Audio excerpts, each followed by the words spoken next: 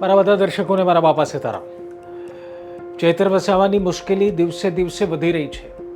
એની પાછળ ઘણાનું કહેવું છે કે સરકારનું ષડયંત્ર છે, ઘણાનું કહેવું છે કે ચૈતર વસાવાએ ભૂતકાળમાં કરેલા કામ અને કાંડ ચૈતર વસાવાને અત્યારે નડી રહ્યા છે. પરંતુ સવાલ એ છે કે ચૈતર વસાવાના એવા કયા બે પ્લાન છે જે ફ્લોપ થતા દેખાઈ રહ્યા છે? શા માટે ચૈતર વસાવા માટે આવનારા 5 દિવસ મોટી નુકસાની લઈને આવે તેવા કહેવામાં આવી રહ્યા છે?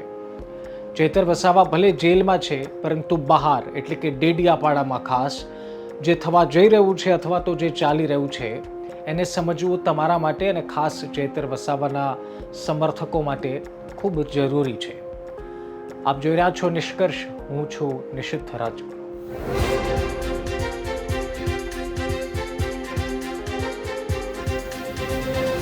સૌથી પહેલા એ સમજી લો કે ડેડિયાપાડામાં ચાલી શું રહ્યું છે.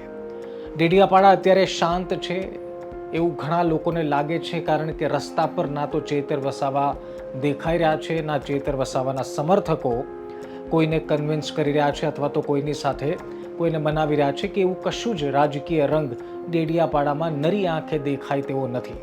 પરંતુ ડેડિયાપાડામાં જે પ્લાનિંગ થયો અથવા તો ડેડિયાપાડામાં જે કાર્યક્રમ થવા જઈ રહ્યો છે એ ચૈતર વસાવા માટે મોટી નુકસાની લઈને આવી શકે એમ છે. સૌથી પહેલાં એ સમજો કે એ કયો પ્લાન છે અને ચૈતર વસાવાના કયા બે પ્લાન હતા. તો કદાચ આપને ખબર જ હશે કે 9 તારીખે છે વિશ્વ આદિવાસી દિવસ. આ દિવસ સમગ્ર દેશના અને વિશ્વમાં વસતા આદિવાસીઓ માટે ખૂબ જ મહત્વપૂર્ણ છે.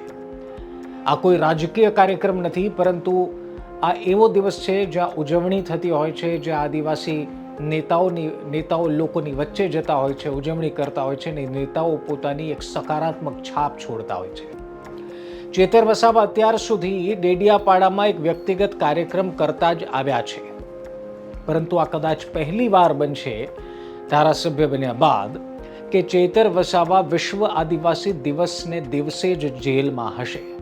કારણ કે હવે ચૈતર વસાવાની મુદ્દત પડી છે 13 તારીખે, વિશ્વ આદિવાસી દિવસ છે 9 તારીખે. થોડા દિવસ પહેલા ચૈતર વસાવા જ્યારે જેલ બહાર હતા, જ્યારે આ કાંડ થયો એની પહેલા ચૈતર વસાવાએ એક પ્લાન ઘડ્યો હતો, એક એલાન કર્યું હતું કે આપણે વિશ્વ આદિવાસી દિવસનો એક કાર્યક્રમ કેવડિયામાં પણ કરવો જોઈએ અને ડેડિયાપાડામાં તો એ કરી જ રહ્યા હતા. એનો મતલબ એ થયો કે વિશ્વ આદિવાસી દિવસના દિવસે ચૈતર વસાવા 2 કાર્યક્રમ કરવાના મૂડમાં હતા. એક કેવડિયામાં અને એક ડેડિયાપાડામાં, જે વર્ષોથી એ કરતા આવ્યા છે. હવે આ બંને પ્લાન ચૈતર વસાવાના ફ્લોપ થયા એની સાથે એ પણ સમજો કે નુકસાની શું છે. સરકારે આ વખતે નક્કી કર્યું છે કે ડેડિયાપાડામાં પણ સરકાર વિશ્વ આદિવાસી દિવસની ઉજવણી કરશે ને એ જ ગ્રાઉન્ડમાં કરશે જ્યાં કેજરીવાલની સભા હતી. સ્થિતિ એ છે કે ચૈતર વસાવાના સમર્થકો ચૈતર જેલની બહાર આવે એની રાહ જોઈ રહ્યા છે અને બીજી તરફ સરકાર એવા મોટા આયોજન તરફ આગળ વધી ચૂકી છે કે જેમાં હજારોની સંખ્યામાં આદિવાસી ભાઈ બહેનો ભાગ લેશે એવી ચર્ચા છે. જો કે એક વાત એવી પણ છે કે ચૈતર વસાવાના સમર્થકોએ ચિકદા ખાતે એક અલગથી વિશ્વ આદિવાસી દિવસની ઉજવણીનો કાર્યક્રમનું આયોજન કર્યું છે. હવે સ્વાભાવિક રીતે એક સીધી વાત એ છે કે વિશ્વ આદિવાસી દિવસના દિવસે કોઈ પણ આદિવાસી ક્યાંય પણ કાર્યક્રમ કરી શકે, તેને કોઈ રોકી શકે નહીં. અને એના જ ભાગરૂપે ચૈતર વસાવા હજારોની જનમેદની વચ્ચે, હજારો લોકો વચ્ચે વિશ્વ આદિવાસી દિવસની ઉજવણી કરતા અત્યાર સુધી દેખાયા.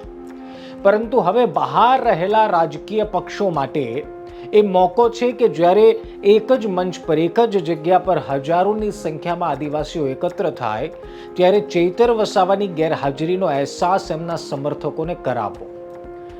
કદાચ સીધી રીતે આ રાજનીતિ નથી, પરંતુ રાજનીતિનો જ આ એક ભાગ માનવામાં આવી રહ્યો છે. સામાન્ય રીતે ચૈતર વસાવા લોકોની વચ્ચે તો હોય જ છે, મળતા જ હોય છે, પરંતુ આ એક એવો અવસર હતો જ્યારે હજારોની સંખ્યામાં એકત્ર થતા આદિવાસીઓને એક સીધી લાઈનમાં સંદેશ આપવાનો હોય. પરંતુ આ વખતે એ કામ ચૈતર વસાવા નહીં કરી શકે. કેવડિયા ખાતે કાર્યક્રમ આયોજન કરવાની પાછળનો મોટો પણ ચૈતર વસાવાનો બીજો જ હતો અને ડેડિયાપાડામાં તો એ પોતાના મત વિસ્તારમાં એ કરતા જ આવ્યા છે. પરંતુ ના તો આ વખતે કેવડિયામાં કાર્યક્રમ થશે, ના ડેડિયાપાડામાં કાર્યક્રમ થશે, ને સૌથી દુઃખની વાત ચેતર વસાવા માટે એ છે કે ચેતર વસાવા વિશ્વ આદિવાસી દિવસની ઉજવણી પણ નહીં કરી શકે.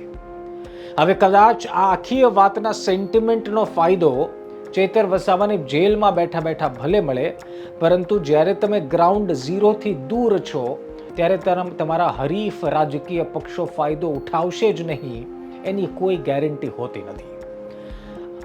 આપ સમજો કે મુદ્દત ઉપર મુદ્દત પડી રહી છે. ચેતર વસાવા જામીન અરજી માટે કોર્ટના શરણે જાય છે, પરંતુ કોર્ટ નિયમોને આધીન એ જામીન અરજી રદ કરે છે, મુદ્દત પાડે છે, અને 13 તારીખની હવેની મુદ્દત છે, સુનાવણી છે. બીજી તરફ સમર્થકો છે જે રેલી કાઢવા ઈચ્છે છે, ઉજવણી કરવા ઈચ્છે છે, ડીજેના તાલે ડાન્સ કરવા ઈચ્છે છે, નાચવા ઈચ્છે છે, નૃત્ય કરવા ઈચ્છે છે, પરંતુ ચેતર વસાવા જ નથી.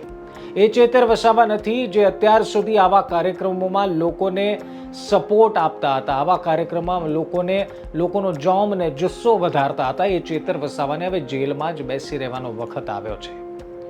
જો કે ચેતરના સમર્થકોએ ચિકદામાં આયોજન કર્યું છે એવી વાતો મને 2-3 દિવસથી સંભળાઈ છે. ક્યારેક એવી પણ વાત આવી કે એક પોસ્ટર પણ વાયરલ થવાનું છે. પરંતુ મિત્રો, આ બધાની વચ્ચે એક વાત બહુ ધ્યાનથી સમજવા જેવી છે. સવાલ એ બહુ સમજવા જેવો છે. હવે આમ પણ એક ન્યાયિક પ્રક્રિયા છે, એટલે એની ઉપર સવાલ ના તમે ઉઠાવી શકો, ના પત્રકાર તરીકે, ના સામાન્ય વ્યક્તિ તરીકે હું પણ ઉઠાવી શકું. પરંતુ કેટલાક લોકોના એવા આરોપ છે કે શું ચેતર વસાવાને જાણી જોઈને આવી રીતના પરેશાન કરવામાં આવી રહ્યા છે? શું ચેતર વસાવાને કોઈ પ્લાનની તહેત વિશ્વ આદિવાસી દિવસના દિવસથી, એની ઉજવણીથી, લોકોને મળવાથી દૂર રાખવામાં આવી રહ્યા છે? સવાલ ઘણા બધા છે, પરંતુ એનો જવાબ ત્યારે જ મળી શકશે જ્યારે ચેતર વસાવા જેલ મુક્ત થશે. પરંતુ ચેતર વસાવા પર ભૂતકાળમાં લાગેલા કેસીસ એ ચેતર વસાવા માટે અત્યારે ખૂબ મુશ્કેલી પેદા કરી રહ્યા છે. વિશ્વ આદિવાસી દિવસ તો ચેતર વસાવા હશે કે નહીં હોય, ઉજવાશે જ.